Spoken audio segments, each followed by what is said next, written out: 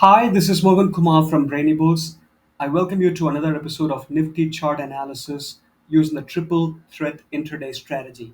So, in this video, let's have a look at the chart, the Nifty chart for April 17th and 18th of 2023, and see what kind of signals the strategy has triggered. So, let's quickly get into the chart.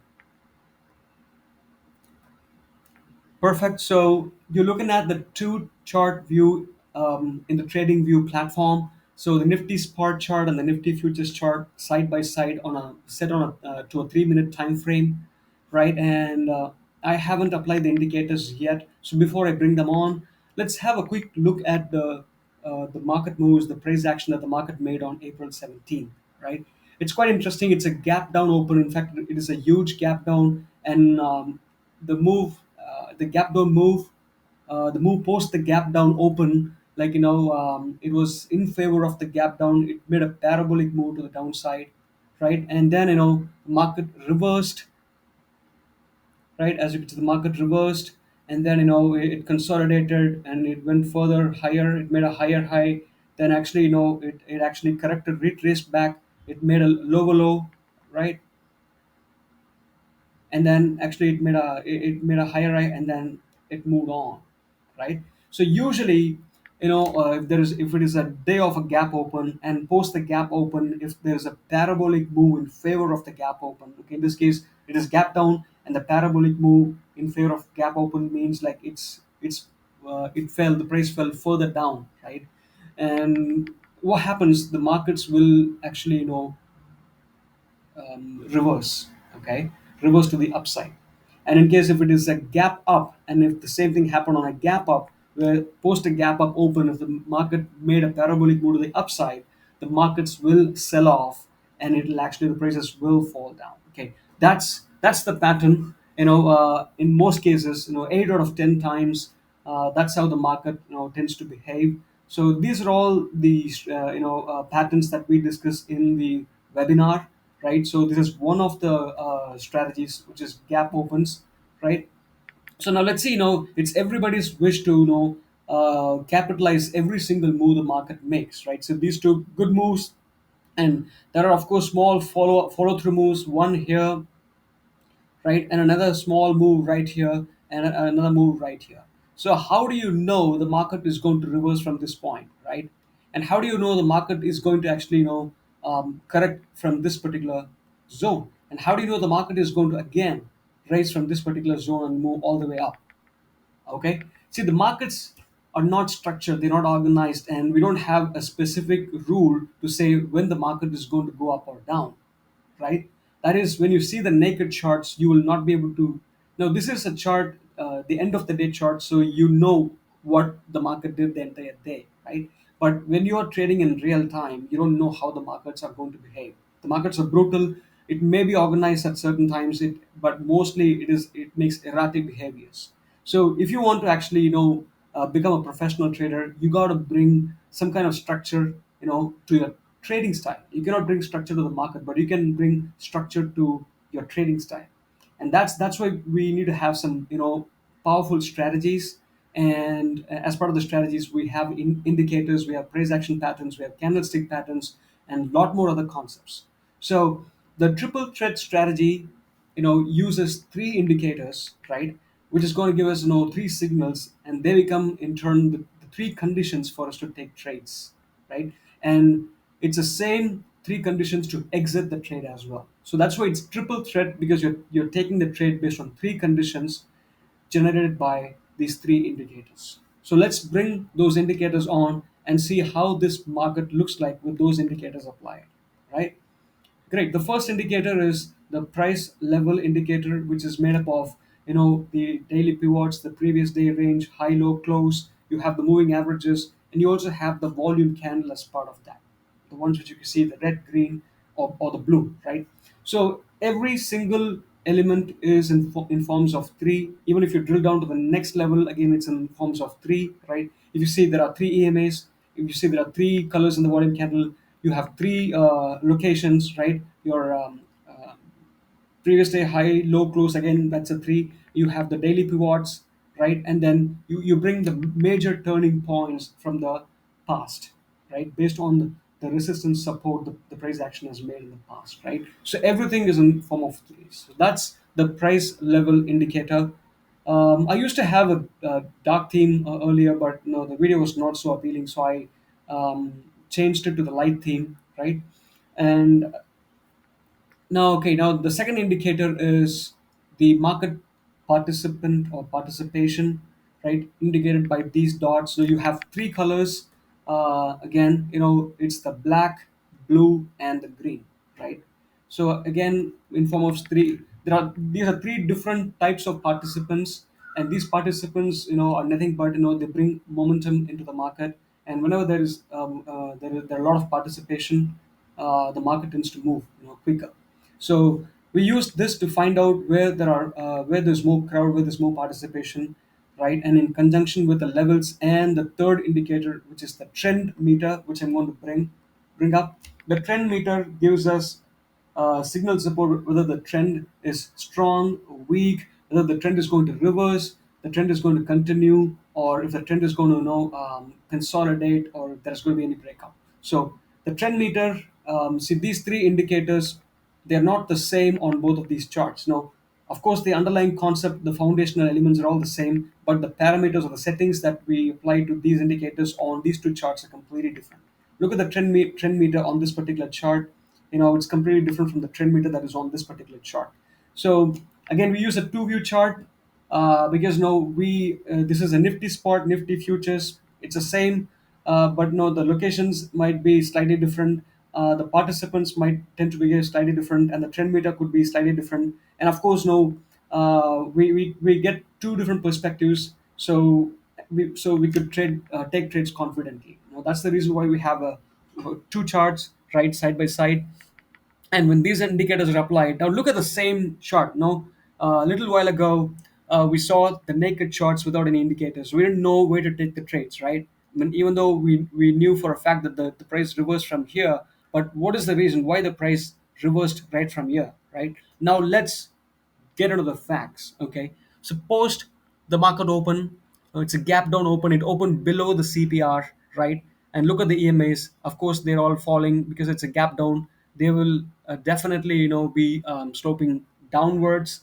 And look, the price even went past way below the previous day low, and it's pretty weak. And post the open, the price fell even further down, making a parabolic move to the downside, right? And look at the trend meter. The trend meter almost fell from the top to the green zone, and this is a clear indication of the market bottoming out. But how do you confirm the market bottomed out? Is the participation, and look at the location. It's a daily support, right? And look at the trend meter. This one is at the green zone, but the trend meter on the left on the Nifty spot chart confirmed that even though the price moved lower, the trend moved higher. So this is a clear indication. It's a conflict, a trend price conflict. It is clearly indicating that the price has bottomed out, right? And it is moving to the upside. Okay, and since it is a gap open day, usually the price will catch up, and hence we don't even have to wait for the EMA pack, which we normally do. We don't take the trades right from the bottom. Rather, we wait for the price to go retrace back to the EMAs, and then come back to the same low spot, and then we take the trade. On gap opens, that is the difference. Different opens, different price action patterns, and we have conditions that apply differently. These are all the concepts which we clearly discuss in detail, and we do pre-checks before the market opens, we do checks post the market opens, and we get ready for what kind of patterns that we have to look at, right? So we don't guess, we don't anticipate. Rather, we act based on what we see, and what we see is nothing but what our strategy tells us, and we have trained our brain to see the patterns. That's the mantra, right? So we got the signal for our trade, right? The prices at a location that we want to consider, which is the daily pivot support, right? And there is a market participation as indicated by the black dot, and the trend meter also indicates a reversal. And furthermore, now we do have a candlestick pattern. In this case, my favorite morning star pattern. So we have a bearish candle followed by a couple of dojis, and then we have a bullish candle, right? So this candle right here is going to be our entry candle, the bullish candle. Excuse me. So, and this is our entry candle, right? The candle high is our entry. This candle low could be a stop loss. And if you're a conservative trader, yes, this is a wonderful, stop loss to have. And if you're an aggressive trader, you could actually set your stop loss to low of the doji candle. Okay, and we stay in the trade as until the trend meter gets into the red zone. So either of the trend meters right here gets into the red zone, and we trail a stop loss, as with along with a green moving average line. And this one was a great move, right? And we actually exit out of the trade right here, as same conditions, price should be at a location that we need to consider, because once the price goes to a certain location, and if the trend meter indicates it's peaked out, and if there is a volume candle that's popping up, in this case the green candle right on the futures chart, right now, this is exactly the place where you might have to take your profits, because the price might tend to correct or retrace. And since you're trading in options, you have to be quick enough to book your profits. So it's a wonderful first trade. The price is right into the EMA zone where it might tend to consolidate, right? So let me quickly remove the drawings, and let's see what the price action does. And post the move into the EMA band, after we took the profits, the price actually is consolidating around this region, as you could see, right? This is a consolidation region, and now you could see that it's a gap open. The price swiftly made a reversal and into the EMAs, right? It's nicely, on an uptrend now. And now the chances of the price falling down from here are very slim. But and even further, like there is a consolidation pattern, as you could see here. The market is consolidating, it's moving sideways, and there is some participation that has kicked in. If the price has moved down from this consolidation zone, then based on this participation, we could say the move is completely bearish, and we could actually seen some price moving further down. But in this case, the price actually moved higher, making a higher high, right? So if you're an aggressive trader, you would have taken another small trade right here. Okay, based on this participation, you could have taken a small trade right here. But I don't see a good risk reward ratio. You have the black EMA, the major EMA, okay, which could act as a strong resistance, and you also have the daily pivot on the spot chart, right? So these could be a strong resistance, and the price may not swiftly move past these until before it makes a correction. So having a small trade, it's absolutely a personal choice, but yes, no, we don't have a proper risk to reward, so I wouldn't actually go for this one. And look at the trend meter; it's like midway, and I do not have enough room for me to play in this particular trade to the upside. So I do not take. And again, you see, the trend is making higher highs, and this is the place the price is also well above all the three EMAs, even though the price may reverse because of a lot of participation at this level, like right. So look at the entire move, post the move from the top, and then the reversal that happened all morning, and then the price broke and it makes a higher high. This is a clear indication that no, the price may move higher, right? So, and plus we do have a lot of participation right here, and price moving past below this is not that the probability of price moving down further below this point is very, very low. So our next move could be the price retracing back to this particular zone where we had some participation earlier, and if the price shows some kind of signals of reversal, this is where we take the trade. And look at the trend meter. The trend meter actually, it's making a lower low, or the price is steady there, right? Kind of a double bottom, and it comes to the place where we had some participation earlier, and this is the place we take another trade, right? And this participation, the volume candle and the participation here, now when the price moves right above this is where we take the trade, and our target would be this previous high point right here. So this is our second trade. So two good trades for the day, right? So we assessed the market moves, the price action patterns, and we were waiting for the signals based on these three signals: the location, the participation, and the trend meter. We have taken two trades, and both were into profits. So this is how you actually assess the price action patterns, and you get into trades, right? So this is on April 17th. So let's quickly move into the next day and see what kind of price action we had. And let me quickly remove or hide these indicators for now, and I'll bring them on later, right? So just want to see the charts without any of these indicators.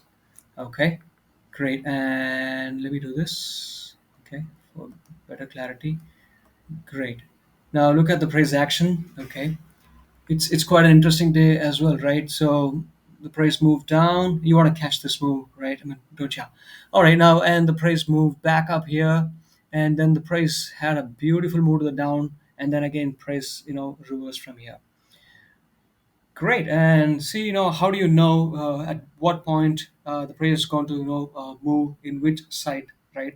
Either up or down. Okay, so let's bring those indicators up and see what the triple threat indicates. Great. So it's almost a flat open, at least on the futures chart, and it's slightly, and but the price opened well within the range. Price opened above the CPR, and it consolidated. So for the first 30, 45 minutes, we observe the price action, right? And the market moves. We don't get into the trades, no matter what kind of signal it throws us. And look at the price trend. It's right in the middle, and it's falling towards the green zone. This is at its peak, right? And if you're an aggressive trader, you could have actually taken the trade when the candle moves way below the MAs and from the CPR, right? But even though there's no the trend meter is almost to the green zone, so we don't even know how far the price can go. So all that the price can do is like reverse from this point, consolidate, and then it can move further down. So we don't even know what kind of market moves it has for us, no. So we always know, wait, look at the price moves for the first 45 minutes. Okay, so in this case the price moved, the trend meter is into the green zone, but we do not see any participation. The price is not at a location that we want to consider either, right? So in this case, we don't take the trades, even if there is if the price trend is into the green zone. We don't take trades right off from this point. We rather wait for the move, the price to retrace back to the EMAs, and then if it falls back to the same low point right here, if the market has done this, right, and if the price has come back here to this point, right, and I would have definitely taken a trade based on participation and the trend meter. But that's what that did not happen, right? Rather, the price quickly reversed into the EMAs, and as you know from the discussions we have been having so far, the moment the price gets into the EMA band, right, the price tends to consolidate, and that exactly what happened. The price is consolidating, right? And do you want to take a short trade? Look at the trend meter. It is almost like midway through. It is not peaked out yet. All that we know is the price may move higher, right? And so you don't want to go. There is no scope for you taking a short trade either. But now, when the price comes down to this particular zone, look at the trend meter and look at the price action, right? You could see the price made um, a higher low, but the trend meter made a lower low, and it's almost close to the green zone, right? And in this case, the trend and price was actually perfect. Like it both trend meter and the price action made the higher low kind of things. But here it was very clear. So if you're a trader who wants to take chances, because trading is a game of probability, right?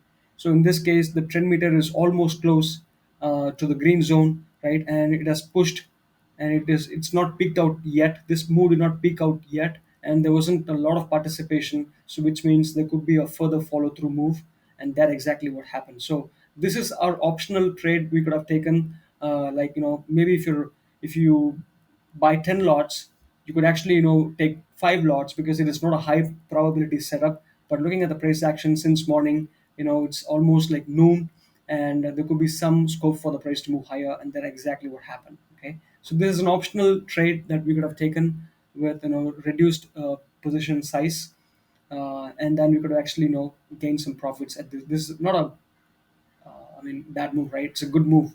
And the EMAs are flat. Whenever the EMAs are flat, right, it can actually push through the EMAs. And so that's all. That's all. Those are all the patterns that we discussed in the webinar. And this is one good trade that we could have taken to the upside. Okay. So let me quickly remove all the drawings.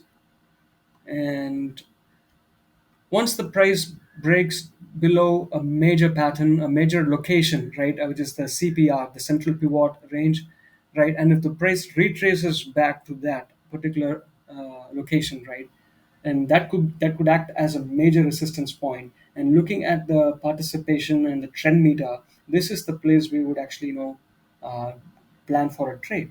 And look at what the price action did. The trend meter actually got into the red zone. There's a great deal of participation on both of these charts, right here and right here as well. You also have the blue dot, the green dot, all kind of participants coming into play. There wasn't much since morning, right? You barely saw participants, but here you could see a lot of participation and the prices at a location. And this is the place where we take a trade. And this particular candle, the red candle right here, is our candle. The low of this candle is where we enter. The high of the candle is our stop loss, and we stay in the trade as long as the trend meter, is well above the green zone. And the moment the trend meter gets into the green zone, this is where we take the profits. And throughout the move, you saw a lot of participation, which means there is going to be aggressive move, and that exactly what happened. The price even broke past through the previous low point, and we and the price is almost close to the previous day low, right? The black line, and this is where you book your profits. So it's a wonderful trade. Okay, in case even if you haven't taken this trade, it's okay, but this is a great trade, which could have given you a good amount of profits, right, based on your lot size. So that is how you look at the price action. You don't want to take every single, you don't want to actually get into a trade every single time the market moves, but it's pretty uncertain, right? You could have taken, but you do not have the conditions met. Okay, so this is again, you have a couple of conditions met, but you do not have participation, but it was a follow through move. So if you are an experienced trader, right, if you follow strict risk reward ratio and your risk management, this is a wonderful trade. But of course, this is a very simple and straightforward trade, right? This one, big one. And you could have taken another trade right here because the price moved swiftly. It's very close. But again, towards the end of the day, you cannot take chances.